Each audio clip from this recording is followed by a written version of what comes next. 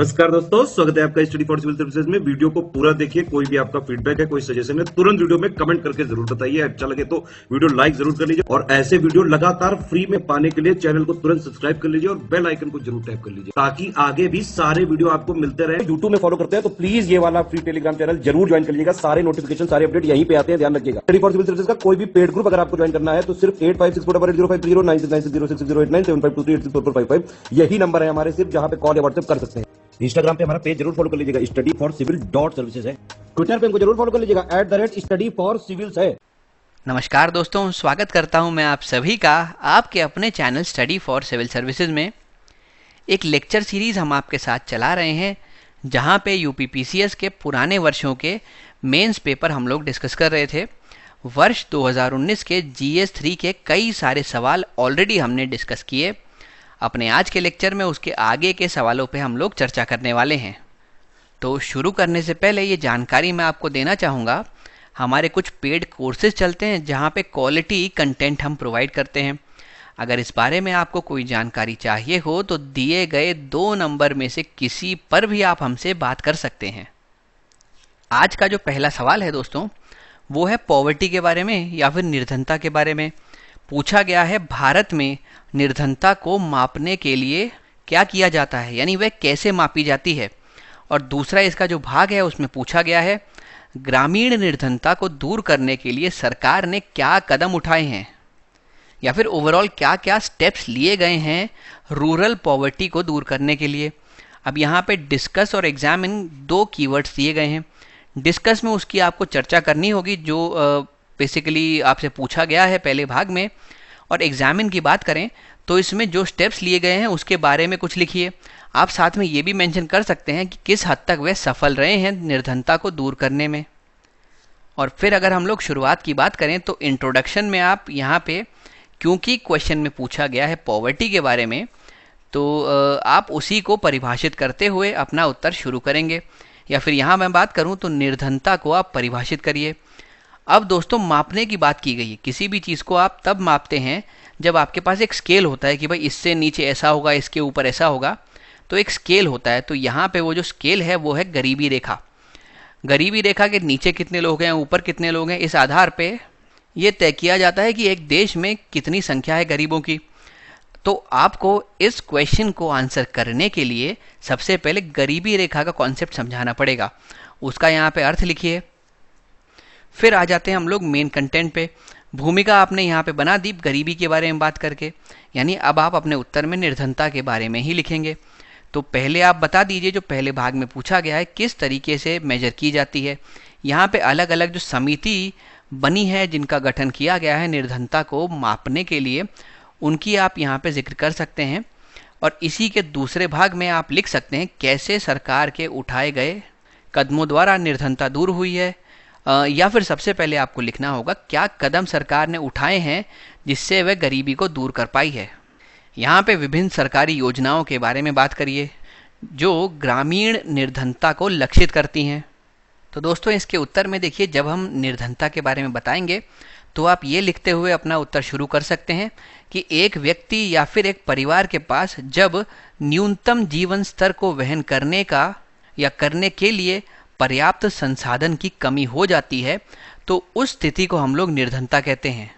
तो ये आप इसकी डेफिनेशन दे सकते हैं। उसके अलावा अगर मैं बात करूं गरीबी रेखा, तो आप ये लिख सकते हैं कि भाई जब इनकम लेवल या कंजम्पशन लेवल, मेरा तात्पर्य है जो आय का स्तर है या जो खपत का स्तर है, जब वह अनुमानित न्यूनतम स्तर से नीचे गिर जाता है तब हम कहते हैं कि कोई पर्टिकुलर व्यक्ति या कोई पर्टिकुलर परिवार बिलो पॉवर्टी लाइन है, यानी गरीबी रेखा के नीचे है। तो ये जो गरीबी रेखा की मैं बात कर रहा हूँ दोस्तों, इस रेखा के नीचे रहने वाले लोगों की संख्या के अनुसार गरीबी का हम लोग आंकलन करते हैं और यहाँ पे हम लोग हेड काउंट अनुपात का इस्तेमाल करते हैं। तो इस तरीके से आप शुरुआत कर सकते हैं। एक तो गरीबी की डेफिनेशन या निर्धनता की डेफिनेशन देके फिर गरीबी रेखा क्या होती है, उसका इस्तेमाल क्यों किया जाता है, उसके नीचे वाले जो लोग हैं यानी जो रेखा के नीचे रहते हैं उनके यूजेज से या उनकी मदद से किस प्रकार से हम लोग गरीबी या निर्धनता का आकलन करते हैं। तो ये तो आप लिख देंगे पूरी गरीबी के बारे में, यानी भूमिका बना दी। फिर अगर पहले आप लिखेंगे कैसे मेजर की जाती है, यहाँ पे आप कई सारी समितियों का नाम लिख देंगे। फिर अंत में रंगराजन समिति बनाई गई थी, हालांकि सरकार इसकी बातें नहीं मानती। सरकार जो है अभी भी तेंदुलकर समिति के अनुसार जो गरीबी मापने के तरीके दिए गए उसी को अभी फॉलो करती है। फिर एक नीति आयोग की टास्क फोर्स भी गठित की गई है जो बेसिकली गरीबी मापने का काम अब करेगी। इस तरीके से इन समितियों के बारे में आप लिख सकते हैं। फिर अगर हम बात करें कि सरकार ने क्या क्या कदम उठाए हैं रूरल पॉवर्टी, याद रखिएगा दोस्तों रूरल के बारे में बात की गई है, तो आपको ग्रामीण निर्धनता को दूर करने के लिए स्पेसिफिकली जो कदम उठाए गए उनके बारे में यहाँ पे बात करनी होगी। अब यहाँ पे आप अलग अलग स्कीम लिख सकते हैं, जैसे कि आप मुद्रा बैंक का एग्जाम्पल दे सकते हैं। सरकार ने मुद्रा बैंक के तहत कई सारे प्रावधान किए हैं, लेकिन उनमें से अगर एक मैं प्रमुख प्रावधान की बात करूं तो इसमें लोन दिए जाते हैं 10 लाख तक के, जिससे कि व्यक्ति अपनी एंटरप्राइज खोल सके, वो वहाँ पे एम्प्लॉयमेंट जनरेट कर सके, वो खुद स्वयं रोजगार प्राप्त कर सके। इसमें ब्याज दर भी बहुत कम होती है। इससे सरकार ने ये कोशिश की है कि अगर किसी व्यक्ति को रोजगार प्रदान कर दिया जाए या पैसा दे दिया जाए जिसके आधार पर वह कोई नया बिजनेस सेटअप कर सके और उस बिजनेस में जो मुनाफा होगा उसकी वजह से वो व्यक्ति इस गरीबी रेखा के ऊपर आ सकता है, यानी ग्रामीण गरीबी को दूर करने के लिए सरकार की एक पहल है। फिर आती है नेशनल फूड सिक्योरिटी एक्ट या फिर राष्ट्रीय खाद्य सुरक्षा मिशन। इसमें गरीब परिवारों को सफिशिएंट भोजन मिले, इस चीज़ को सुनिश्चित किया जाता है, क्योंकि भाई अगर आप खाना ही नहीं खाएंगे तो आप कैसे आगे जाके कुछ प्रोडक्टिव कार्य कर पाएंगे। कुछ भी प्रोडक्टिव करने के लिए आपके शरीर का साथ देना ज़रूरी है, और वह तभी देगा जब आपके शरीर में पोषक तत्व जाएंगे, खाना जाएगा। तो ये भी परोक्ष रूप से ये जो ग्रामीण निर्धनता है इसको दूर करने का कार्य करती है। इसी प्रकार आप नेशनल रूरल लाइवलीहुड मिशन के बारे में बता सकते हैं, या फिर राष्ट्रीय ग्रामीण आजीविका मिशन जो कि इसका हिंदी में नाम है उसके बारे में बता सकते हैं। ये रूरल लाइवलीहुड पे फोकस्ड है, ग्रामीण क्षेत्रों में कैसे लोगों को रोज़गार दिया जा सके। यहाँ पे हम लोग फोकस करते हैं कौशल के ऊपर, लोगों को स्किल्ड लेबर प्रोवाइड करने का प्रयास किया जाता है। आप यहाँ पे और भी अलग अलग प्रकार की स्कीम्स लिख सकते हैं, जैसे कि आप स्वर्ण जयंती ग्राम रोजगार योजना लिख सकते हैं। इसके तहत भी ये कहा गया कि भाई जो ग्रामीण गरीब लोग हैं उनको कौशल प्रदान किया जाए, उनको स्किल्स दी जाए, जिससे कि वह रोज़गार प्राप्त कर सकें। रोज़गार वो प्राप्त कर लेंगे तो वो अपने आप गरीबी रेखा से ऊपर आ जाएंगे, गरीबी का जो कुचक्र है उससे बाहर निकल पाएंगे। तो ऐसी स्कीम्स लिख के दोस्तों आप ये दूसरा भाग अच्छे से आंसर कर पाएंगे। अब देखते हैं हमने इसका उत्तर किस प्रकार बनाया है। देखिए सबसे पहले तो वही पॉवर्टी या फिर निर्धनता को आप डिफाइन कर दीजिए, इसकी परिभाषा लिख दीजिए। तो हमने लिखा है ऐसी स्थिति जहाँ पे कोई व्यक्ति या परिवार के पास में न्यूनतम जीवन स्तर को वहन करने के लिए पर्याप्त वित्तीय संसाधनों की कमी होती है। तो ऐसी स्थिति को हम लोग गरीबी या निर्धनता कहते हैं। जब आय या खपत का स्तर अनुमानित न्यूनतम स्तर से नीचे गिर जाता है तो उस परिवार को गरीबी रेखा से नीचे माना जाता है। तो यहाँ पहले तो आपने पॉवर्टी को डिफाइन किया, फिर आपने पॉवर्टी लाइन को डिफाइन किया, फिर आपने बताया कि बिलो पॉवर्टी लाइन वाले जो लोग हैं वो कौन होते हैं। फिर क्योंकि यहाँ पे दोस्तों ये कहा गया है कि निर्धनता का आकलन कैसे किया जाता है, हमने लिखा है कि जो नीचे लोग रह रहे हैं इस लाइन के, उनके आधार पर उनकी संख्या कितनी है उसके संदर्भ में गरीबी का अनुमान लगाया जा सकता है। और इस मामले में हम लोग गरीबी को हेड काउंट अनुपात के संदर्भ में वर्णित करते हैं। और अगर मैं इस तथ्य पे बात करूं कि इस गरीबी रेखा के नीचे कितने लोग मौजूद हैं, तो मैं ये समझ पाऊंगा कि गरीबी की गंभीरता क्या है। यानी इसके नीचे जितने लोग हैं उसके आधार पर यह दिखाया जाता है कि पॉवर्टी की डेप्थ कितनी है या फिर गरीबी की जो गंभीरता है वो कितनी है। अब सरकारी प्रयासों के बारे में बात करते हैं। तो गरीबी का आकलन करने के लिए, उसका अनुमान लगाने के लिए सरकार ने अब तक 6 आधिकारिक समितियों का गठन किया है। कौन कौन सी हैं? तो 1962 में योजना आयोग कार्यकारी समूह, 1971 में वीएम दांडेकर और एन रथ के नेतृत्व में गठित की गई समिति, फिर 1979 में वाई के अलग समिति, 1993 में डी.टी. लकड़ावाला समिति, 2009 में सुरेश तेंदुलकर समिति जो सबसे महत्वपूर्ण है, और फिर 2014 में रंगराजन समिति। हालांकि सरकार ने जो रंगराजन समिति ने सिफारिश दी उनके ऊपर निर्णय नहीं लिया है। इसी वजह से जो अभी तक गरीबी का आकलन किया जाता है, जो उसे मापा जाता है, वो तेंदुलकर समिति की रिपोर्ट के अनुसार ही मापा जाता है। और तेंदुलकर समिति ने कहा है कि करीब 21.9% आबादी भारत की गरीबी रेखा के नीचे जीवन यापन करती है। तो ये फिगर है जो आपको याद रखना है। इसको कोशिश करें अपने एग्जाम में लिख के आएँ। और फिर सबसे जो नया प्रयास है, सबसे रीसेंट डेवलपमेंट है, वो ये है कि सरकार ने एक नीति आयोग के टास्क फोर्स का गठन किया है। अब पॉवर्टी का एस्टिमेशन यह टास्क फोर्स द्वारा किया जाएगा। फिर प्रश्न के दूसरे भाग की तरफ चलते हैं। यहाँ पे हमने स्टेप्स के बारे में लिखा है कि सरकार ने क्या कदम उठाए हैं ग्रामीण गरीबी को दूर करने के लिए। सबसे पहले जैसे मैंने बताया, नेशनल फूड सिक्योरिटी मिशन या फिर राष्ट्रीय खाद्य सुरक्षा मिशन। इसका लक्ष्य था कि जो भी ज़रूरतमंद लोग हैं उनको पर्याप्त मात्रा में अच्छा भोजन उपलब्ध हो सके, जिससे वे अपने जीवन को एक अच्छे स्तर पे एक सम्मानपूर्वक तरीके से जी सकें। अगर वो अच्छे से खा पाएंगे तो अच्छा न्यूट्रिशन उनको मिलेगा, जिसकी वजह से उनकी वर्क में प्रोडक्टिविटी बढ़ेगी, जिसकी वजह से या तो रोज़गार जहाँ पे वो कार्य करते हैं बेहतर तरीके से कर पाएंगे तो बेहतर वेतन मिल पाएगा, या फिर अगर वो कहीं कार्य नहीं करते तो वो रोज़गार ढूंढ सकते हैं। लेकिन किसी भी गाड़ी को चलाने के लिए भाई फ्यूल की तो ज़रूरत होती है, तो खाना हमारे शरीर का फ्यूल है। तो यहाँ पे मतलब सुनिश्चित यह कराया गया कि पर्याप्त मात्रा में अच्छा भोजन उपलब्ध हो सके व्यक्ति को, जिससे वह अपनी गरीबी के कुचक्र से बाहर आ सके और भोजन के कारण कोई अवसर उसके छूटे नहीं। फिर नेशनल रूरल लाइवलीहुड मिशन या राष्ट्रीय ग्रामीण आजीविका मिशन 2011 में शुरू किया गया। ये बेसिकली लाइवलीहुड जनरेशन पे था कि नए जो है सेल्फ एम्प्लॉयमेंट के अवसर जनरेट कराए जा सकें और स्किल्ड वेज वर्क दिलाया जा सके लोगों को, जिससे कि पॉवर्टी कुछ हद तक कम की जा सके। याद रखिएगा दोस्तों, यहाँ पे स्किल्ड वर्क है, और अगर मैं मनरेगा की बात करता हूँ तो वहाँ पे अनस्किल्ड वर्क होता है, यानी वहाँ पे कौशल की ज़रूरत नहीं होती। लेकिन ये जो आजीविका मिशन है इसमें स्किल्ड वेज वर्क के बारे में हम बात कर रहे हैं। फिर है स्वर्ण जयंती ग्रामीण स्वरोजगार योजना। ये जो ग्रामीण गरीब हैं उनको स्किल्स की मदद से रोज़गार दिलाने पर केंद्रित है। फिर अटल इनोवेशन मिशन के बारे में आप बात कर सकते हैं। इससे भी प्रयास किया जाता है कि स्वरोजगार उत्पन्न कराया जा सके, और साथ में अगर कोई इंडस्ट्री लगाना चाहता है तो इस मिशन का एक ये भी ऑब्जेक्टिव है कि ये उद्यमिता को प्रोत्साहित कर सके या फिर उद्यमिता प्रोत्साहित हो सके।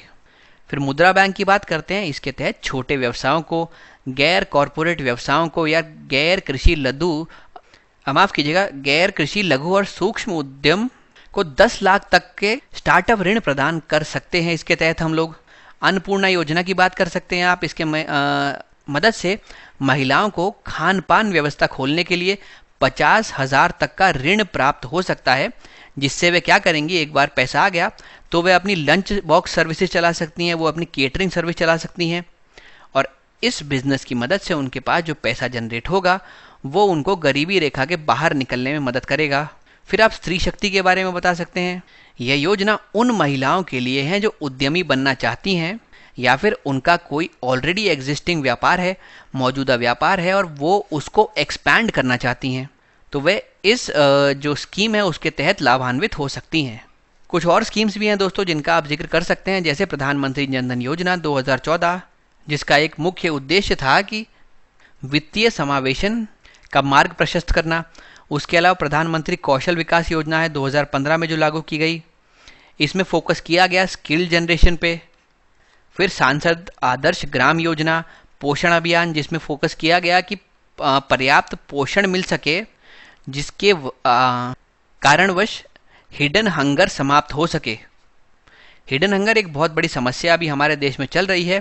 भाई बाहर से देखने में तो जो व्यक्ति है वो रिष्ट पुष्ट लगता है, लेकिन उसके अंदर ऐसे ज़रूरी तत्वों की कमी है, ऐसे न्यूट्रिएंट्स, ऐसे विटामिन्स की कमी है, जिसके चलते अंदर से उसके शरीर में इन न्यूट्रिएंट्स की डेफिशिएंसी है। तो इस प्रकार का जो सिनेरियो क्रिएट होता है ये हिडन हंगर की तरफ ले जाता है। आप खाना तो खा रहे हैं अच्छे से, लेकिन जो खाना है उसमें कहीं ना कहीं इन तत्वों की कमी है। तत्वों की डेफिशिएंसी की वजह से किसी भी व्यक्ति का पूर्ण विकास नहीं हो पाएगा, उसको प्रॉपर पोषण नहीं मिल पाएगा। तो इसका जो एक मकसद था वो यही था कि आप हिडन हंगर को टारगेट करें। उसके अलावा भी कई सारे इसके प्रमुख उद्देश्य थे, पर उनमें से एक उद्देश्य ये भी था। फिर यहाँ पे पीएम किसान सम्मान निधि के बारे में भी आप बता सकते हैं अपने उत्तर में। तो इस प्रकार दोस्तों आप ये वाला क्वेश्चन आंसर कर सकते हैं। फोकस आपको ज़्यादातर इसमें करना है कि रूरल पॉवर्टी एलिविएशन के संबंधित आप स्कीम लिखें, यानी ग्रामीण उसमें ज़रूर इनकॉर्पोरेट करें आप। भाई आपका आंसर जो है उसमें इस प्रकार की कुछ स्कीम आ जाए तो कोई दिक्कत नहीं है, लेकिन अगर आप 8 स्कीम लिखें तो उसमें से 5 स्कीम्स कम से कम रूरल पॉवर्टी के ऊपर केंद्रित हो। इस चीज़ का आपको ध्यान रखना पड़ेगा यहाँ पे। फिर हम चलते हैं अपने अगले सवाल की तरफ। यहाँ पे इंडस्ट्रियल सिकनेस के बारे में हमसे पूछा गया है क्या कॉजेज रहे हैं इंडस्ट्रियल सिकनेस के। फिर आपको बताना है दोस्तों इस समस्या को दूर करने के लिए क्या कदम उठाए जा सकते हैं, क्या उचित सुझाव होंगे। कोई इसमें कीवर्ड है नहीं, सीधे आपको अपना आंसर स्टार्ट करना है ये बताते हुए कि इंडस्ट्रियल सिकनेस आखिर होती क्या है। तो आप डिफाइन कर दीजिए, आप परिभाषित कर दीजिए। फिर आप इससे संबंधित जो विभिन्न कारण हैं उसका यहाँ पे जिक्र कर सकते हैं कि भाई ऐसी स्थिति ही क्यों उत्पन्न होती है, क्या पीछे यहाँ पे विभिन्न कारण हैं जो इस स्थिति के लिए रिस्पॉन्सिबल हैं। उसके अलावा आप कुछ सजेशन दे सकते हैं कि ऐसी स्थिति, इंडस्ट्रियल सिकनेस की स्थिति को कैसे ओवरकम किया जा सकता है, यानी कैसे इस समस्या को आप दूर करेंगे, यहाँ पे आप इसका जिक्र कर सकते हैं। तो दोस्तों इस क्वेश्चन को आंसर करने के लिए जब हम इसको डिफाइन करेंगे कि इंडस्ट्रियल सिकनेस क्या होती है, तो आप ये लिख सकते हैं जब ऋण और इक्विटी का अनुपात जो होता है उसमें असंतुलन हो जाता है, जिसके कारणवश एक उद्यम की वित्तीय स्थिति विकृत हो जाती है, तो ऐसी परिस्थिति को आप इंडस्ट्रियल सिकनेस के नाम से संबोधित करते हैं। भाई इसमें ऐसा है कि मान लीजिए आपने कोई इंडस्ट्री खोली, वहाँ पे आमतौर पे होना ये चाहिए कि आप माल बेचेंगे तो कुछ मुनाफा आपको होगा। अगर आप इनफ प्रॉफिट जनरेट नहीं कर पा रहे हैं तब समस्या की स्थिति उत्पन्न हो जाती है। देखिए मान लेते हैं अगर मैंने कुछ सामान बेचा तो मेरे पे कुछ एक्स पैसा आया और मैंने अपनी इंडस्ट्री में कुछ वाई पैसा खुद लगाया था, तो जो मेरे पास पैसा आ रहा है, जो मेरा पैसा लग रहा है, जब वो आपस में बराबर होता है, यानी कुछ मुनाफा तो हो ही नहीं रहा। 10 रुपये मैंने अपनी इंडस्ट्री पे लगाए थे, सामान बेच के 10 रुपये में बना पाया हूँ, कुछ मुनाफा हुआ नहीं। तो अब अपनी इंडस्ट्री के जो फंक्शन है उसको एक्सपैंड कैसे करूँ। तो ऐसी स्थिति में एक्सपैंड करने के लिए आमतौर पर मुझे एक्सटर्नल क्रेडिट पे डिपेंड होना पड़ता है, यानी मार्केट से पैसा उठाना पड़ता है या फिर बैंक से लोन लेना पड़ता है। तो ऐसी स्थिति में भाई एक तो मेरे ऊपर लोन की मात्रा बढ़ गई, यानी मेरे ऊपर ऋण चढ़ गया, या फिर अगर मैंने मार्केट से पैसा उठाया तो डेट बढ़ गया मेरा। तो ये जो परिस्थिति सामने आई है इसी को हम लोग इंडस्ट्रियल सिकनेस कहते हैं। अगर भाई मैं अच्छे से फंक्शन कर रहा होता, मेरी जो इंडस्ट्री है वो अपने फॉर्मल फंक्शंस को बेहतर तरीके से कर रही होती, मार्केट में मेरा सही दबदबा होता, तो मेरे पास मुनाफा अच्छा आता तो कभी ज़रूरत पड़ती ही नहीं कि बाहर से मुझे पैसे उठाने पड़े। तो इंडस्ट्रियल सिकनेस का मेरी जो फर्म है उसको शिकार ना होना पड़ता। लेकिन ये जो मैंने परिस्थिति आपको समझाई जहाँ पे मार्केट से पैसा उठाना पड़ गया क्योंकि आपके पास इतना मुनाफा जनरेट नहीं हो रहा, इस परिस्थिति को हम लोग इंडस्ट्रियल सिकनेस कहते हैं। अब अगर बात करें क्या क्या कारण हो सकते हैं इसके पीछे, तो इसमें हम लोग कई कारण लिख सकते हैं। सबसे पहले तो मान लीजिए मेरा मैनेजमेंट ऑफ लेबर ठीक नहीं है, श्रमिक का जो प्रबंधन मेरे फर्म में किया जाता है वही ठीक नहीं है। उसके अलावा जो मैंने शुरुआत में प्लानिंग की थी, जो इनिशियल प्लानिंग होती है किसी भी चीज़ को शुरू करने से पहले, वही सही नहीं थी।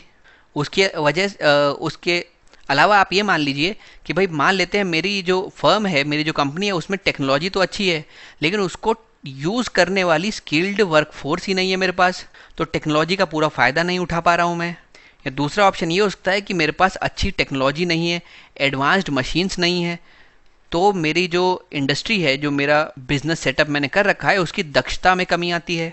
उसके अलावा एक ये हो सकता है कि जो उद्यमी है वही असक्षम है, वो अच्छे से मैनेज नहीं कर पा रहा चीज़ें, उसको इसका आइडिया नहीं है, एक्सपीरियंस नहीं है, उसके कारण भी लगातार लॉसेस का सामना करना पड़ रहा है।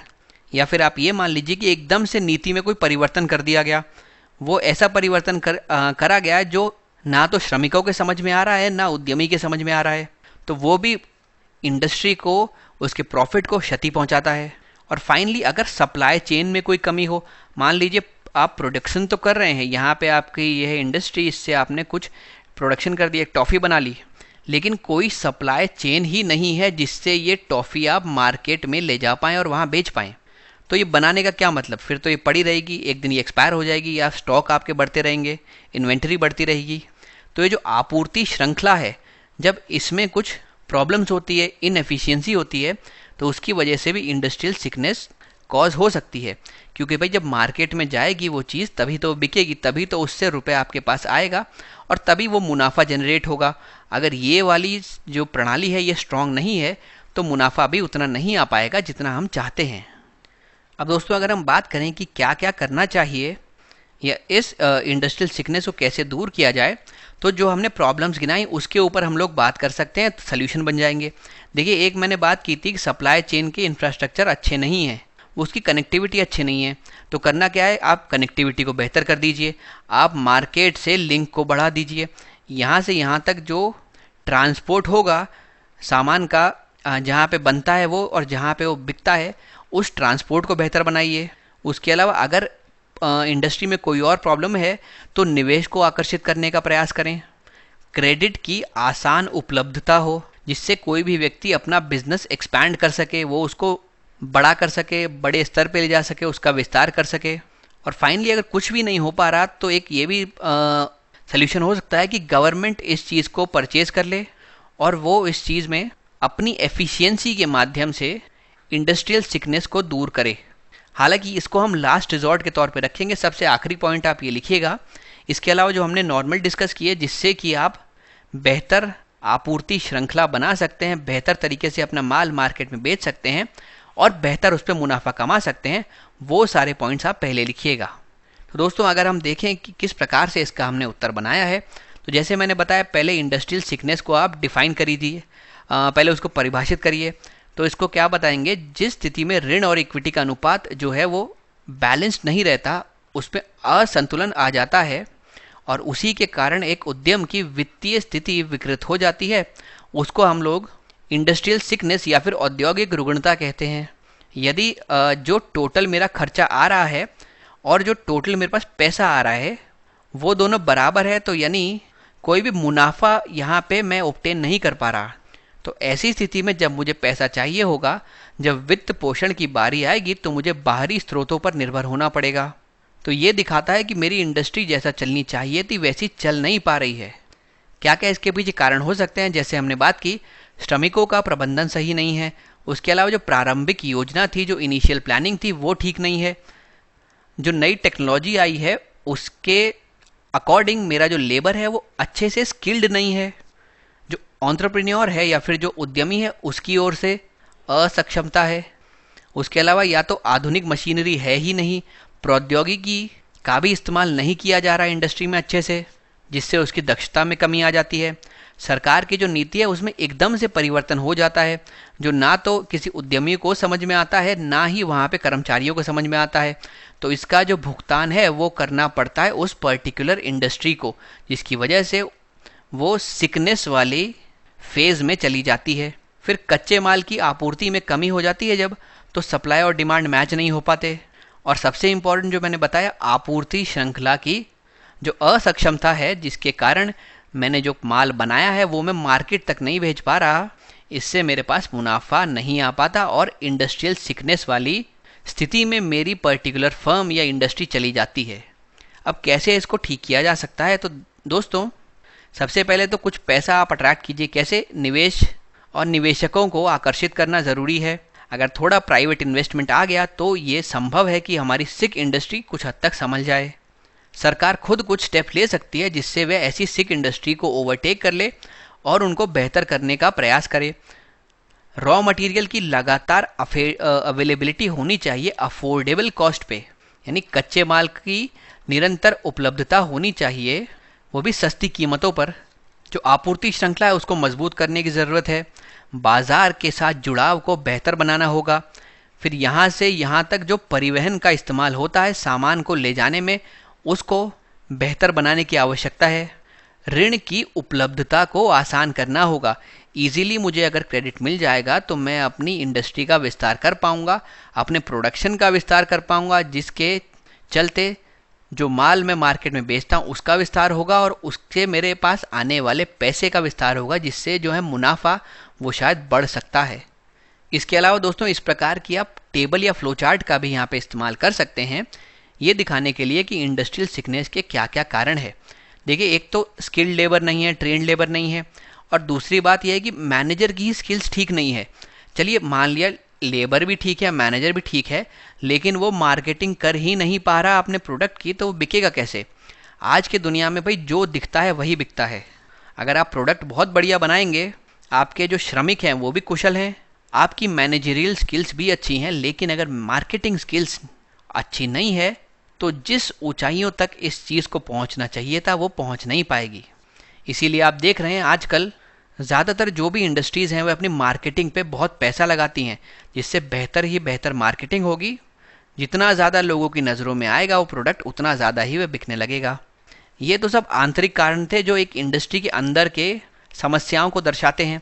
अब एक एक्सटर्नल कारण भी हो सकते हैं यहाँ पे, जैसे कि आपके पास पेमेंट नहीं आ रहा, क्योंकि जब तक पैसा नहीं आएगा भाई मैं वो पैसा वापस कैसे इन्वेस्ट करूँगा। तो अगर पेमेंट कभी लेट होते हैं, इन विलंबित भुगतानों की वजह से इंडस्ट्री आगे बढ़ नहीं पाती, प्रोड्यूस नहीं कर पाती, जिसकी वजह से इंडस्ट्रियल सिकनेस की वो एक फेज़ में एंटर कर जाती है। वर्किंग कैपिटल की कमी है और आसानी से क्रेडिट उपलब्ध भी नहीं है, तो भाई पैसा कहाँ से आएगा? फंड भी नहीं है। उसमें यही चीज़ आप जोड़ सकते हैं कि क्रेडिट या फंड की अनअवेलेबिलिटी है।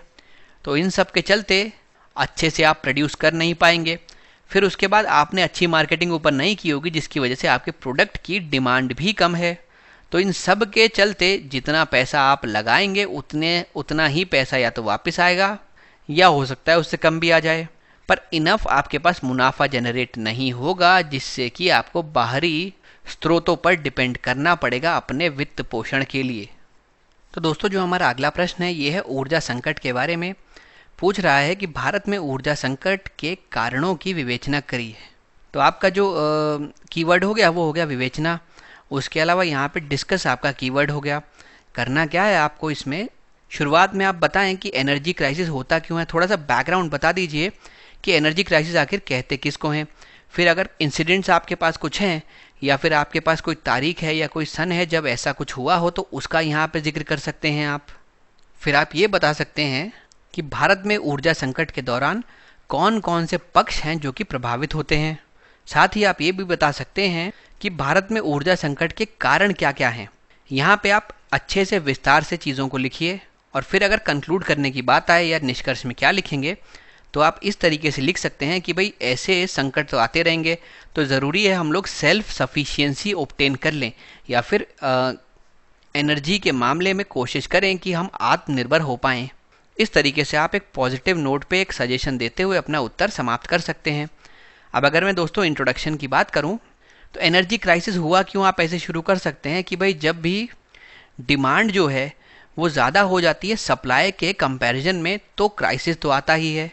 यानी जब ऊर्जा की मांग ज़्यादा हो जाएगी उसकी आपूर्ति के कंपैरिजन में तो वहाँ पे क्राइसिस वाली स्थिति पैदा हो जाएगी। ऐसा अक्टूबर 2021 में देखा गया था भारत में, जब कोल की शॉर्टेज के चलते इस प्रकार की स्थिति उत्पन्न हो गई थी। अब जो है ऐसे जब क्राइसिस आते हैं तो इससे संबंधित जो पूरी चेन है, जो पूरा नेटवर्क है वो ही अफेक्ट हो जाता है। जैसे कि जो कोल के उत्पादक हैं, जो कोयले के उत्पादक हैं, सबसे पहले वो अफेक्ट होते हैं। उसके अलावा जो वितरण कंपनियां हैं वो अफेक्ट होती हैं, राज्य सरकार अफेक्ट होती हैं, केंद्र सरकार अफेक्ट होती हैं। तो जो पूरा नेटवर्क है उसको समग्र तौर पे कहीं ना कहीं से समस्या का सामना करना पड़ता है और इंडिविजुअली भी हर एक पार्टी जो है वो इससे प्रभावित होती है। अब आप अगर रीजंस के बारे में बात करें कि क्या ऐसे कारण हैं जिनसे इस प्रकार का क्राइसिस डेवलप होता है, तो दो आप यहाँ पे सेक्टर्स में इसको विभाजित कर सकते हैं। एक तो कोयला का सेक्टर और एक तेल का सेक्टर। कोयले में आप बता सकते हैं कि भाई पहले तो कोविड के चलते कोयले का जो है इम्पोर्ट कम हो गया और फिर हमारी डिमांड बढ़ गई। यहाँ पे आप कुछ फिगर्स का इस्तेमाल कर सकते हैं, कुछ राज्यों का नाम दे सकते हैं कि भाई इन राज्यों में देखा गया कि डिमांड एकदम से बढ़ गई। फिर आप ये बता सकते हैं कि भाई बहुत सारे स्कैम्स चलते रहते हैं जिसके चक्कर में आसानी से कोयला उपलब्ध नहीं है। उसके अलावा एनवायरमेंटल कंसर्न्स है, यानी पर्यावरण संबंधी जो चिंताएं हैं उसकी वजह से भी कोयले के सप्लाई में या फिर उसकी आपूर्ति में समस्या आती है। तो इस प्रकार से आप कोयले संबंधित लिख सकते हैं। ऑयल में आप कह सकते हैं भाई मिडल ईस्ट में जो भी समस्याएं चल रही हैं उसकी वजह से भारत की जो पॉसिबिलिटी थी ऑयल इंपोर्ट की वो कम होती जा रही है, जिसके चलते भारत की एनर्जी सिक्योरिटी खतरे में आती है। तो ये सब बातें आप यहाँ पे लिख सकते हैं और अल्टीमेटली आप कहेंगे कि भाई इतनी सब समस्याओं के चलते सबसे बढ़िया ये होगा अगर हम लोग अपनी एनर्जी के कंटेक्स्ट में, उसके संदर्भ में आत्मनिर्भरता हासिल करने का प्रयास करें। फिर दोस्तों देखिए हमने उत्तर किस प्रकार बनाया है। सबसे पहले ऊर्जा संकट के बारे में लिखा है। कब होती है? जब मांग जो है वो उपलब्ध आपूर्ति से अधिक हो जाती है। अक्टूबर 2021 में ऐसा देखा गया था संकट, जिसके कारण पूरा देश चिंतित हो गया था। आमतौर पर जो ऐसा संकट है वो सभी पार्टीज़ को प्रभावित करता है, भले कोयला उत्पादक हो, भले वितरण कंपनी हो, राज्य सरकार हो या फिर केंद्र सरकार ही क्यों ना हो। हालांकि अगर हम रीजंस की बात करें या ऊर्जा संकट के कारणों की बात करें तो मांग से लेकर आपूर्ति तक इसके अलग अलग कारण हो सकते हैं। फिर हम इनके कारणों पर चर्चा करेंगे। सबसे पहले कोयला संबंधी बात करते हैं दोस्तों। भारत जो है वो अपने अधिकांश कोयले का आयात करता है। सबसे ज़्यादा बड़ी चिंता का विषय यही है कि भाई जो कोयला है उसको हम बहुत मेजॉरिटी क्वांटिटी में इंपोर्ट करते हैं बाहर से, और महामारी के बाद आपूर्ति श्रृंखला में बाधाएं बढ़ गई हैं, जिसकी वजह से ये जो इंपोर्ट हो रहा है, जो आयात होता था, उस पर डिफ़िकल्टीज़ आ रही हैं, जिससे आसानी से कोयला उपलब्ध हो नहीं पा रहा। तो आपूर्ति ही जब पूरी नहीं हो पा रही है तो डिमांड को कैसे मीट करेंगे? इस वजह से क्राइसिस की स्थिति तो उत्पन्न होने लगी थी। फिर लगातार घोटाले होते रहते हैं, पर्यावरण संबंधी चिंताएं जो है वो देश को सताती रहती हैं, जिसकी वजह से कोयला निकालना बहुत मुश्किल हो जाता है, आसानी से उपलब्ध हो नहीं पाता। थर्मल पावर प्लांट पे भी कोयले की सप्लाई में कमी है, जिसकी वजह से हमारी एनर्जी सिक्योरिटी खतरे में पड़ती है। जो हम लोग कोयला बाहर से आयात कर रहे हैं उसकी तो कीमत बहुत ज़्यादा कीमत है, और जो हम लोग बिजली बेच रहे हैं वो हम लोग कंपैरेटिवली काफ़ी सस्ती बेच रहे हैं। तो ये आप ले तो रहे हो महंगी, यहाँ बेच रहे हो सस्ती। तो यहीं पे आपको दिख गया कि किस प्रकार लॉसेज इनकर हो रहे हैं सरकार को। फिर जो भंडारण से जुड़ी हुई समस्या है वह ये है कि वो इन्वेस्टमेंट बहुत मांगती है, उसमें लागत बहुत उच्च चाहिए। इसी कारणवश बिजली कंपनियों ने कोयले का भंडारण नहीं किया था। अब यहाँ तक आपने देखा कि भाई सप्लाई जो है वही प्रॉपर नहीं आ पा रही। अब यहाँ हम लोग देखेंगे किस प्रकार से डिमांड बढ़ गई है। देखिए जो भारत की डिमांड हो गई थी कुछ समय से, वो 3 गुना ज़्यादा हो गई थी एज़ कम्पेयर टू कोई भी विकसित देश। ये चिंताजनक कारण है, और इसमें हमने एग्जाम्पल दिया है कि भाई महामारी के बाद तमिलनाडु, महाराष्ट्र, कर्नाटक सहित कई सारे राज्यों में बिजली की खपत 14% से बढ़कर 21% तक हो गई थी। और भारत में इतनी जनसंख्या है, ह्यूज पॉपुलेशन के कारण यहाँ पे जो संसाधनों की डिमांड है वह भी ज़्यादा है। तो अगर एक तो सबसे बड़ी समस्या सप्लाई कम है, दूसरी समस्या ये है कि डिमांड भाई ज़्यादा है, तो जो क्राइसिस की स्थिति है वो यहाँ से आप देख सकते हैं। और इसी वजह से 2021 में हमने ये चीज़ फेस भी की थी। फिर अगर तेल संबंधी बात करें तो सबसे पहले जो मध्य पूर्व क्षेत्र हैं वहाँ पे राजनीतिक अस्थिरता के चलते भारत में तेल की आपूर्ति बाधित हो जाती है। अब विदेश से अगर आप तेल आयात करेंगे तो आपको भारी निवेश की ज़रूरत पड़ती है, जो फिर एक समस्या को उत्पन्न करता है। उसके अलावा जो हमारे खुद के तेल भंडार हैं वो सीमित है, स्टोरेज कैपेसिटी भी सीमित है। ये सभी बातें फिर से हमारी एनर्जी सिक्योरिटी को खतरे में डालती हैं। इसीलिए इन पर जल्दी से जल्दी कुछ स्टेप्स लेने अनिवार्य हैं। तो यहाँ पे हमने ये कहते हुए समाप्त किया है उत्तर कि भाई सबसे बढ़िया भारत के लिए परिदृश्य वही होगा जब वह स्वच्छ प्रौद्योगिकी में आत्मनिर्भरता प्राप्त कर सके। अब अगर आपको इस प्रकार का क्वेश्चन आए कि गवर्नमेंट क्या क्या कर सकती है इस प्रकार के मुद्दे को सुलझाने के लिए, एड्रेस करने के लिए, तो गवर्नमेंट जो है वो नए रिवाइज्ड कोल स्टॉकिंग नॉर्म्स बना सकती है, जिसके तहत वह पावर प्लांट्स को बोल सकती है कि आप हर समय पर्याप्त कोयले का भंडार अपने पास मौजूद रखें। क्योंकि जो हमारी डिमांड है हमने देखा वो एकदम से शूट अप करती है, एकदम से बढ़ती है। तो अगर हमारे पास पर्याप्त कोयले का भंडार होगा तो उसको मीट करने के लिए हमारे पास सप्लाई भी होगी। इससे इस प्रकार की क्राइसिस की स्थिति उत्पन्न नहीं होगी। उसके अलावा अगर हमको यह सुनिश्चित करना है कि बिजली संयंत्र प्रभावी ढंग से संचालित होते हैं तो एक सक्षम इकोसिस्टम बनाने की ज़रूरत है। उसके अलावा अगर हमको लॉन्ग टर्म एनर्जी सिक्योरिटी चाहिए, दीर्घकालिक ऊर्जा सुरक्षा अगर हमको प्राप्त करना है, तो भाई वो फॉसिल फ्यूल बेस्ड एनर्जी नहीं हो सकती, क्योंकि अल्टीमेटली ये तो क्लाइमेट को भी इम्पैक्ट करती है, पर्यावरण को भी इम्पैक्ट करती है। अगर आपको लॉन्ग टर्म जाना है, आपको लंबी रेस में दौड़ना है, तो आपको अपने नवीनीकरणीय ऊर्जा पर निर्भर करना पड़ेगा, उसके उत्पादन में वृद्धि करने की आवश्यकता है। साथ ही दोस्तों कड़ी निगरानी रखने की ज़रूरत है। एक टीम है मंत्रालय की जिसको कोर मैनेजमेंट टीम कहा जाता है, उसको यह टास्क दिया जा सकता है कि वह सुनिश्चित करे कि ताप विद्युत संयंत्र के पास हमेशा पर्याप्त मात्रा में कोयले का स्टॉक अवेलेबल है। अब यहाँ पे एग्जाम्पल आप देख सकते हैं कि जो स्टेट ओन्ड कोल इंडिया है उसने कहा था कि उसने कोयले की सप्लाईज बढ़ा दी हैं और वह थर्मल पावर प्लांट्स को सालाना लगभग 12% की आपूर्ति में वृद्धि के साथ कोयला अब सप्लाई कर रहा है। तो इस प्रकार के कदम उठाने की अत्यंत आवश्यकता है। फिर दोस्तों चलते हैं अपने अगले प्रश्न की तरफ। यहाँ पे जैव विविधता के बारे में पूछा गया है, आपको यहाँ पे उसे परिभाषित करना होगा, फिर बताना होगा कि ट्रॉपिकल कंट्रीज़ यानी कि उष्ण जलवायु देशों में ये जो बायोडाइवर्सिटी है ये इतनी समृद्ध क्यों होती है, इतनी ज़्यादा क्यों होती है। तो यहाँ पे आपको समझाना है, तो आपका मुख्य शब्द हो गया समझाइए। यहाँ एक्सप्लेन करना लिखा है तो एक्सप्लेन हो गया। शुरुआत में जैसे कि क्वेश्चन में पूछा गया है आप डिफ़ाइन कर दीजिए, तो इंट्रोडक्शन में आप डिफ़ाइन करिए कि भाई जैव विविधता आखिर होता क्या है। फिर आप अलग अलग कारकों की बात करें कि उष्ण कटिबंधीय क्षेत्रों में, ऐसे देशों में जैव विविधता समृद्ध क्यों है, उसके पीछे कौन से कारक जिम्मेदार हैं, और फिर इसमें आप उदाहरण से अपने उत्तर को मजबूती प्रदान कीजिए। तो दोस्तों जब इस क्वेश्चन को आप लिखना शुरू करेंगे तो आप जैव विविधता के बारे में बात करें। देखिए इसमें जैव और विविधता दो शब्दों से मिलके बना हुआ ये शब्द है, यानी इसको आप कह सकते हैं जीवन की विविधता, यानी पृथ्वी पर जो भी जीव जंतु हैं उनकी विविधता के बारे में यहाँ बात करते हैं, उनकी परिवर्तनशीलता के बारे में बात करते हैं।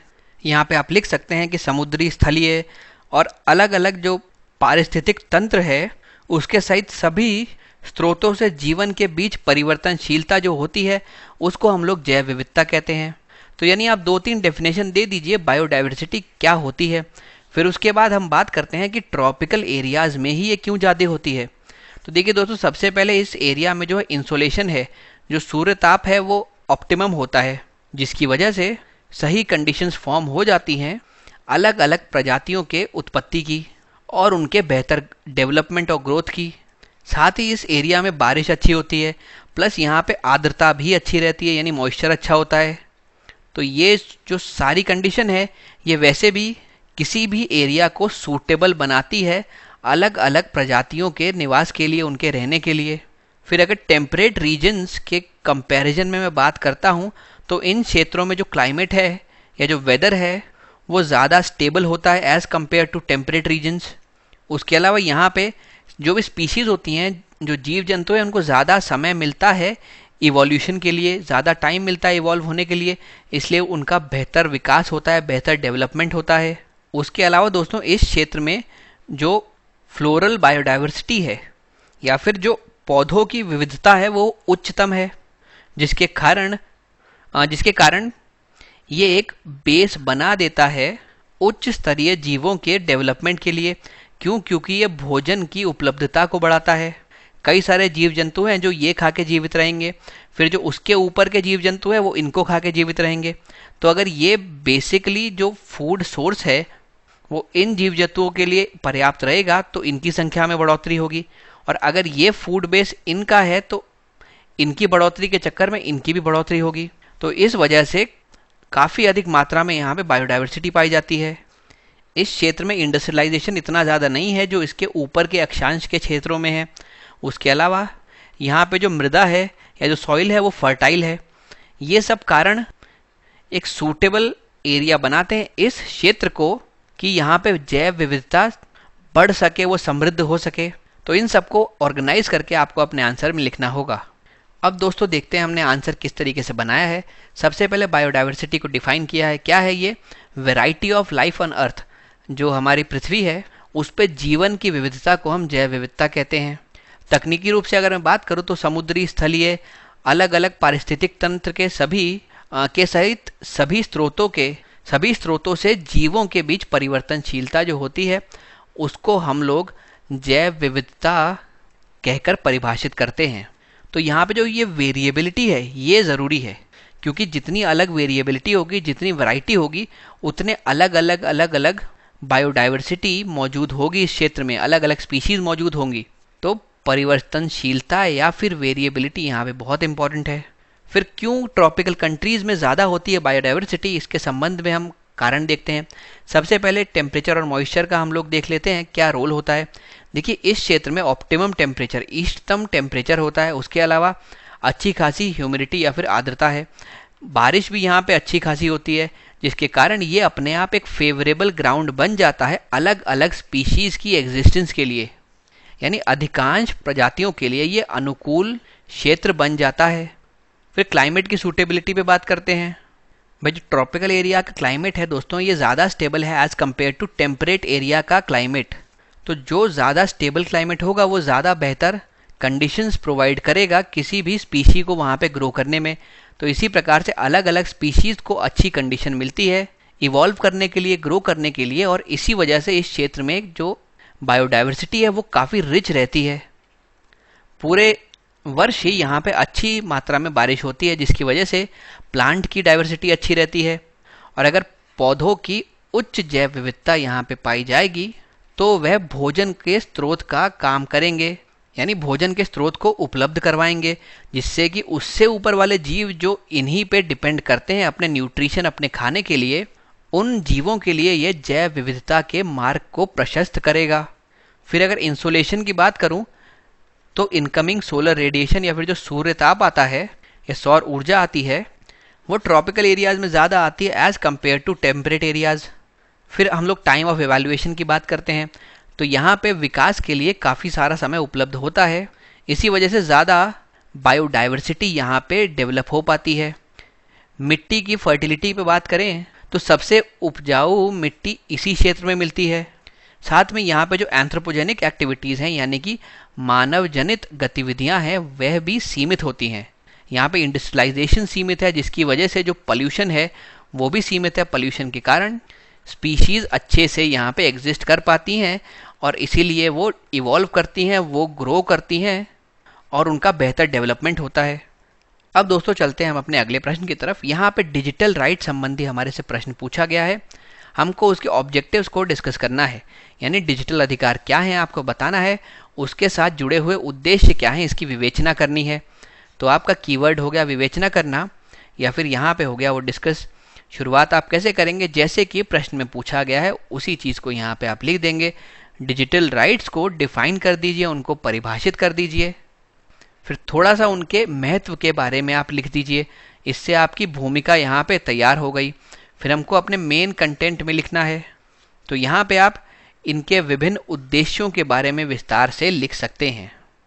तो दोस्तों इसका उत्तर लिखने के लिए हम लोग एक भूमिका इस प्रकार बना सकते हैं कि ये जो डिजिटलाइजेशन का युग है, इसमें हर एक व्यक्ति की डिजिटल सुरक्षा के लिए कानून ज़रूरी हैं। तो आप शुरुआत डिजिटल सुरक्षा के बारे में कह के कर सकते हैं। फिर आप जब इन अधिकारों पे आएँ या फिर इन राइट्स पे आएँ तो आप मेनली दो अधिकारों की बात कर सकते हैं। एक तो हो गया राइट टू प्राइवेसी या फिर निजता का अधिकार, और दूसरा हो गया right to freedom of expression या फिर अभिव्यक्ति का अधिकार। तो इन दोनों चीज़ों को साथ में बैलेंस करना ज़रूरी है। एक तरफ आपको लोगों की डिजिटल सुरक्षा प्रोवाइड करनी पड़ेगी, क्योंकि अभी डिजिटलाइजेशन का जो ये युग चल रहा है, इसमें ये अपने साथ बहुत सारे खतरे, बहुत सारे थ्रेट्स भी लेके आया है। तो एक तरफ तो सुरक्षा प्रोवाइड करनी ही पड़ेगी, दूसरी तरफ प्राइवेसी और एक्सप्रेशन के जो अधिकार है, जो स्वतंत्रता है, उसको भी आपको किसी प्रकार से क्षति नहीं पहुंचानी है।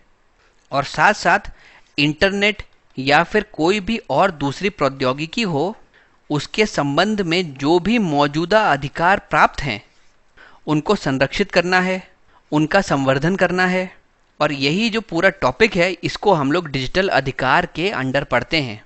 यानी इस युग में आपके डिजिटल अधिकारों को सशक्त करना है, उनका संरक्षण करना है, उनका संवर्धन करना है, आपका निजता का अधिकार प्रोटेक्ट करना है, उसके अलावा अभिव्यक्ति की स्वतंत्रता को प्रोटेक्ट करना है। तो ये सब आप लिखते हुए अपने उत्तर की भूमिका बना सकते हैं। फिर दोस्तों आप ये कह सकते हैं कि जो अभी ये डिजिटल अधिकार की हम लोग बात करने लगे हैं भाई, एक है प्राइवेसी या फिर निजता का अधिकार और दूसरा है अभिव्यक्ति की स्वतंत्रता।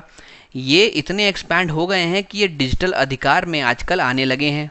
यानी जो बड़ा गोला है वो आपका डिजिटल अधिकार का होगा, उसके अंदर आने वाले 2 अधिकार ये दोनों रहेंगे।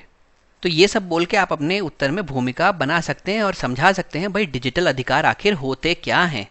फिर जो इसका दूसरा भाग है ऑब्जेक्टिव्स, उसके ऊपर आप बात कर सकते हैं। आप इसमें लिख सकते हैं कि भाई जो डिजिटल अधिकार हैं उनका एक तो उद्देश्य ये है कि किसी भी प्रकार के अनुचित प्रतिबंधों को हतोत्साहित करना, उसके अलावा हर एक जगह पर या जहाँ जहाँ संभव हो वहाँ पे इंटरनेट की सुविधा उपलब्ध कराना, उसको सुनिश्चित करना, फ्रीडम ऑफ एक्सप्रेशन को सुनिश्चित करना, अभिव्यक्ति की स्वतंत्रता को सुनिश्चित करना, उसके अलावा जहाँ जहाँ से अनुचित सेंसरशिप होती है उसको भी हतोत्साहित करना। तो ये इन अधिकारों के कुछ बेसिक ऑब्जेक्टिव्स हैं। और एक इसका ओवरऑल ऑब्जेक्टिव ये है कि इंटरनेट का उपयोग करके सामाजिक विकास करना या फिर सोशल बेनिफिट के लिए इंटरनेट के प्रयोग को प्रोत्साहित करना। ये आप इसके ऑब्जेक्टिव में लिख सकते हैं। तो अब देखते हैं दोस्तों किस प्रकार हमने इसका उत्तर बनाया है। भाई इस डिजिटलीकरण के युग में व्यक्ति की डिजिटल सुरक्षा बहुत ज़रूरी है, उसके लिए कानून की आवश्यकता है। 2 जो इम्पोर्टेंट यहाँ पे अधिकार है जिनका मेंशन करना आपको ज़रूरी है वो है गोपनीयता का अधिकार या फिर निजता का अधिकार और अभिव्यक्ति की स्वतंत्रता का अधिकार। ये दोनों ही अधिकार लोगों के डिजिटल अधिकारों को संरक्षित करने में, उसे सशक्त करने में मददगार भूमिका निभाते हैं। तो ये सब आप यहाँ पे देख सकते हैं। डिजिटल अधिकार में यही होता है कि आपके जो मौजूदा अधिकार हैं उनको सशक्त करना, उनको संरक्षित करना, ये चीज़ आप देख सकते हैं। तो 2 तो ये नए राइट्स के बारे में आपको लिखना है, उसके अलावा जो ऑलरेडी एग्जिस्टिंग अधिकार है उनको मजबूत बनाना भी इसी के दायरे के अंदर आता है।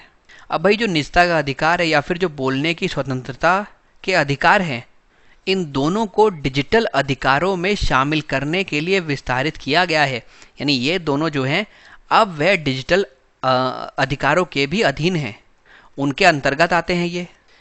हालांकि जो डिजिटल अधिकार हैं जैसे कि आप स्वाभाविक ही है अलग अलग कंट्रीज़ में ये अलग अलग होते हैं।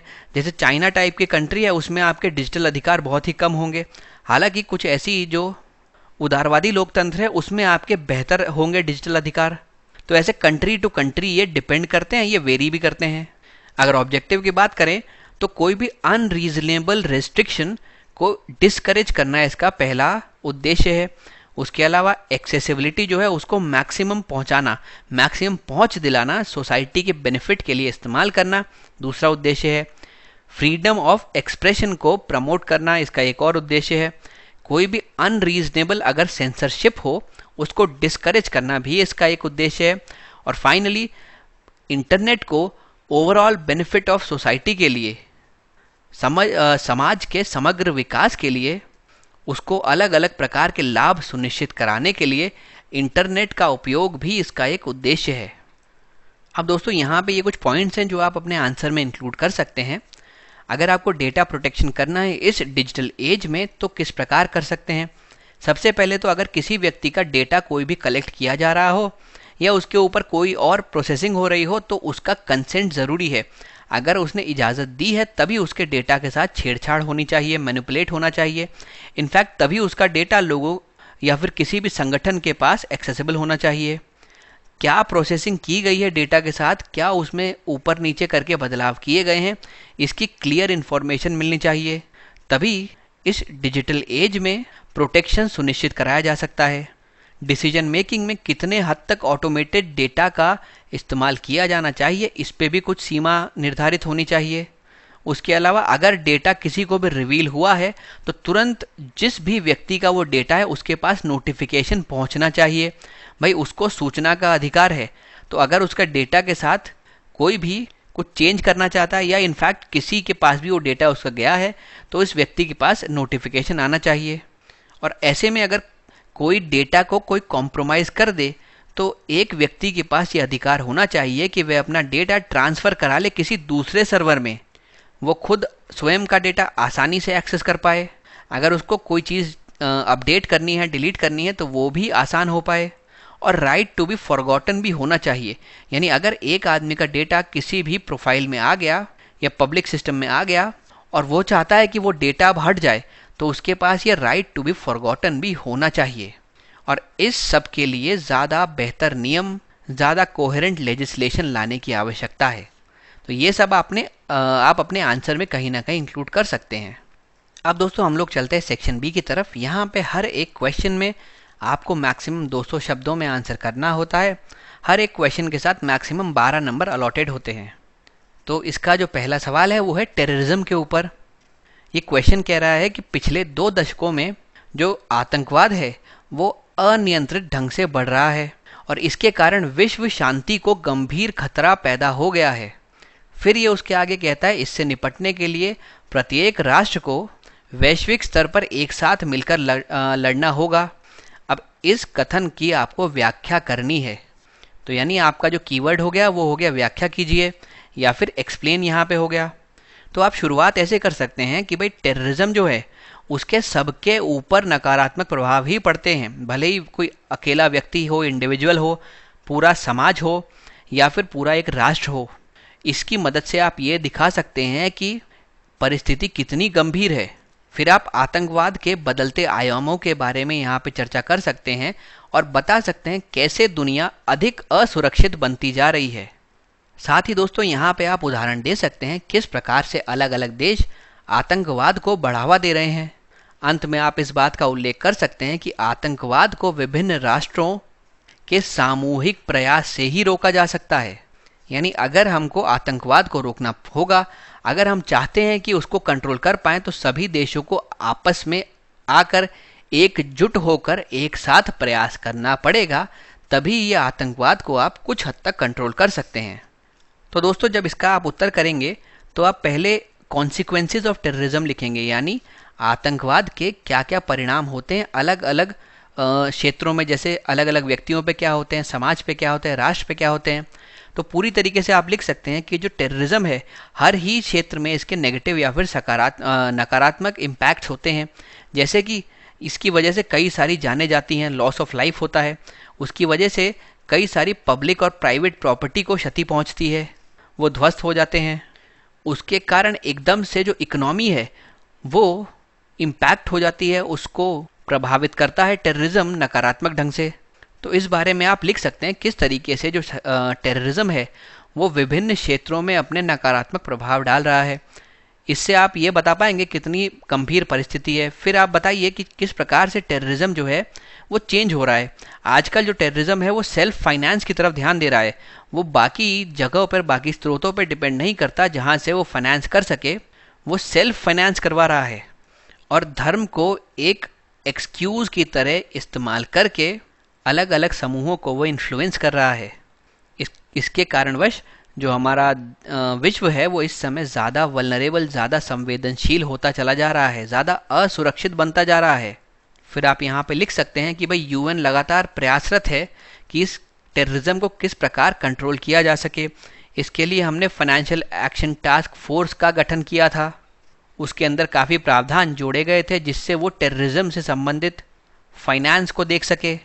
परंतु ये सब एफर्ट सब व्यर्थ हो जाते हैं जब हम देखते हैं चाइना जैसे कुछ देश, ये जो प्रयास चल रहे हैं सब लोगों के टेररिज्म को दबाने के, उन प्रयासों पर पानी फेर देता है। चाइना ने पहले भी अपनी वीटो पावर इस्तेमाल करके यूनाइटेड नेशन सिक्योरिटी काउंसिल में भारत के जो एफर्ट्स थे एक व्यक्ति को ग्लोबल टेररिस्ट डिक्लेयर करवाने के, उसको नकार दिया था। पहले भारत का 1267 एक रेजोल्यूशन था, चाइना ने उसको पास नहीं होने दिया था और हाल फिलहाल में ही चाइना ने अभी एक और व्यक्ति को ग्लोबल टेररिस्ट डिक्लेयर होने से बचा लिया। तो चाइना जो है वो टेररिज्म को कहीं ना कहीं इस तरीके से पनाह दे रहा है, एक शह दे रहा है, और ऐसा ही चलता रहा तो कभी आतंकवाद से हम पूरी तरीके से निपट नहीं पाएंगे। अगर आतंकवाद से हमको निपटना है तो अलग अलग देशों को एक साथ एकजुट होकर कार्य करने पड़ेंगे, तभी टेररिज्म को कुछ हद तक कंट्रोल किया जा सकता है। जितना आसान और जितना हल्का हम इस सिचुएशन को समझ रहे हैं, ये इतनी हल्की सिचुएशन है नहीं, इसमें गंभीरता से हमको चिंतन करना पड़ेगा और एकजुट प्रयास का बहुत ज़्यादा इस क्षेत्र में महत्व होगा। अब आप यहाँ पर देख सकते हैं किस प्रकार से हमने उत्तर बनाया है। सबसे पहले वही बात की है कि आतंकवाद से क्या क्या होता है, मानव जीवन को क्षति पहुँचती है, उसके अलावा सभी क्षेत्रों में भयंकर आर्थिक व्यवधान पैदा होते हैं, आतंकवादी व्यक्तियों से और आतंकवाद से समाज गंभीर रूप से प्रभावित होता है। इनफैक्ट एक इंडिविजुअल व्यक्ति भी प्रभावित होता है। अगर आप तत्कालिक कीमत पे ध्यान दें तो आप देख पाएंगे जाने कितने जीवन यहाँ पे हमको खोने पड़ते हैं। विकलांगता हो जाती है कई लोगों को, सार्वजनिक एवं निजी संपत्ति का विध्वंस हो जाता है। तो आप देख सकते हैं कितना भयंकर, कितना गंभीर इसका इम्पैक्ट रहता है। हालांकि अगर दीर्घकालिक प्रभाव आप देखेंगे तो ओवरऑल किसी भी क्षेत्र की अर्थव्यवस्था को प्रभावित करने में ये सक्षम होता है। हालांकि हाल ही में आतंकवादी नई प्रवृत्ति प्राप्त करता चला जा रहा है। अब ये संगठित रूप से और स्वयं वित्त पोषित होता जा रहा है। चरमपंथी जो समूह है वो कट्टरता फैलाने का जरिया इसको बनाते जा रहे हैं। धर्म को एक एक्सक्यूज की तरह इस्तेमाल किया जा रहा है और ये जो सब चीज़ें हैं ये अंतर्राष्ट्रीय शांति के समक्ष एक गंभीर खतरा उत्पन्न करते हैं।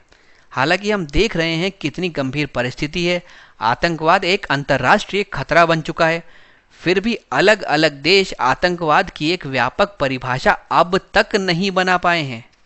जो चीज़ आपको इतनी प्रभावित कर रही है उसकी अभी तक कोई डेफिनेशन नहीं है, कोई पुख्ता परिभाषा है नहीं जो ये बता पाए आतंकवाद आखिर होता क्या है। तो ये एक चिंताजनक कारण है। ये दिखाता है कि कैसे देश आतंकवाद के प्रति अलग अलग बटे हुए हैं। जो जहाँ पे आपको एकजुट होकर कार्य करने की ज़रूरत है वहाँ पे आप अलग अलग छोटे छोटे टुकड़ों में बटे हुए हैं, जिसके कारण एक अभी तक डेफिनेशन भी हम नहीं बना पाए हैं आतंकवाद की। आतंकवाद द्वारा बढ़ती तबाही के बाद भी उसकी स्वीकार्य व्यापक परिभाषा विकसित हो नहीं पाई है अभी। आतंकवाद जो है वो धार्मिक, राष्ट्रीय, वैचारिक, राज्य प्रायोजित जैसे विभिन्न रूप ले सकता है। हालांकि संयुक्त राष्ट्र ने इस खतरे को रोकने के लिए कुछ कदम भी उठाए हैं, जैसे कि आतंकवादियों को सजा दिलाने के लिए अपने सदस्य राज्यों के बीच मजबूत सहयोग विकसित करने के लिए सक्रिय रूप से वह कार्य कर रहा है। इसी प्रकार वित्तीय कार्रवाई कार्यदल या फिर फाइनेंशियल एक्शन टास्क फोर्स एक आइडियल एग्जाम्पल की तरह यहाँ पे उभर के सामने आएगा। ये राष्ट्रों के बीच सहयोग उत्पन्न करता है। हालांकि फिर हम चाइना की बात कर सकते हैं कि कुछ ऐसे राष्ट्र भी हैं जो अपने स्वार्थ के लिए आतंकवाद को बढ़ावा देने का प्रयास करते हैं, जैसे कि चीन। वह संयुक्त राष्ट्र और वित्तीय कार्रवाई कार्यदल द्वारा लगाए गए प्रतिबंधों से बचने के लिए पाकिस्तान की लगातार मदद करता रहता है। उसके अलावा भारत का एक 1267 रेजोल्यूशन हुआ करता था। उस प्रस्ताव को चाइना ने पारित नहीं होने दिया और अपनी वीटो पावर का इस्तेमाल करके उसको वहीं पर रोक दिया था। इस प्रस्ताव में भारत जैश ए मोहम्मद के मसूद अजहर को वैश्विक आतंकवादी घोषित करने की मांग कर रहा था। तो अगर इस प्रकार से चाइना इसी इंटेंशन के साथ काम करता रहेगा कि किसी भी टेररिस्ट को वो ग्लोबल टेररिस्ट घोषित ना होने दे, तो टेररिज्म पर कंट्रोल करने की जो हमारी सोच है वो हमेशा सोच ही रह जाएगी। उसको कभी ग्राउंड लेवल पे हम लोग एकजुट होकर इम्प्लीमेंट कर नहीं पाएंगे। और समस्या ये है कि टेररिज्म इतनी बड़ी समस्या है, इतने लार्ज लेवल पे सभी देशों को अफेक्ट करती है कि उसको गंभीर रूप से लेना, उसके लिए एकजुट प्रयास करना बहुत अनिवार्य है। आतंकवाद की अंतर्राष्ट्रीय प्रकृति विश्व शांति को सुनिश्चित करने के लिए अंतर्राष्ट्रीय और क्षेत्रीय सहयोग को बढ़ावा देना अनिवार्य बनाती है। वो सिर्फ एक क्षेत्र तक सीमित नहीं है, वह विश्व में फैल चुका है, अलग अलग जगह पे अलग अलग तरीके से नुकसान कर रहा है। तो उसको रोकने के लिए एकजुट प्रयास बहुत ज़रूरी है। अब दोस्तों कुछ महत्वपूर्ण तथ्य देखते हैं। जिस प्रकार से अभी कोविड महामारी निकली है तो बायो टेररिज्म एक इम्पॉर्टेंट टॉपिक हो जाता है जो शायद आपके एग्ज़ाम में पूछा जाएगा जैव आतंकवाद होता क्या है। तो देखिए, जब भी हम लोग डेलिबरेटली कुछ वायरस, बैक्टीरिया कोई या फिर कोई और जर्म किसी तरीके से भी एनवायरनमेंट में रिलीज़ कर देते हैं, जिससे कि हमारा उद्देश्य होता है वो जानवरों को या फिर इंसानों को या फिर फसलों को तबाह करे, तो ऐसे अटैक को हम लोग बायोलॉजिकल अटैक या फिर बायो टेररिज्म का नाम देते हैं। यहाँ पे आप उसकी डेफिनेशन देख सकते हैं, मानव, पशुओं और पौधों को संक्रमित करने या मार सकने वाले विषाणु, जीवाणु या अन्य कीटाणु का एक उद्देश्यपूर्ण उपयोग, उद्देश्य के तहत हम उसका उपयोग करते हैं, उसको हम लोग जैविक हमला या फिर जैव आतंकवाद के रूप से जानते हैं। इसके लिए जो एजेंट इस्तेमाल किया जाता है वो सबसे जो कॉमन है वो है बैसिलस एंथ्रेसिस। एक ऐसा बैक्टीरिया है जो एंथ्रैक्स कॉज करता है। अब अगर क्वेश्चन आए कि क्या इसके प्रभाव होते हैं, तो देखिए दोस्तों, ये पैथोजन के ज़रिए डिस्पर्स किया जाता है। अलग अलग टॉक्सिन्स या फिर एरोसोल के ज़रिए डिस्पर्स की जाएंगी। तो जब भी ये एनवायरनमेंट में मौजूद होगी और कोई व्यक्ति इनको इनहेल करेगा तो वह उसके लंग्स को, उसके फेफड़ों को नुकसान पहुंचा सकती हैं।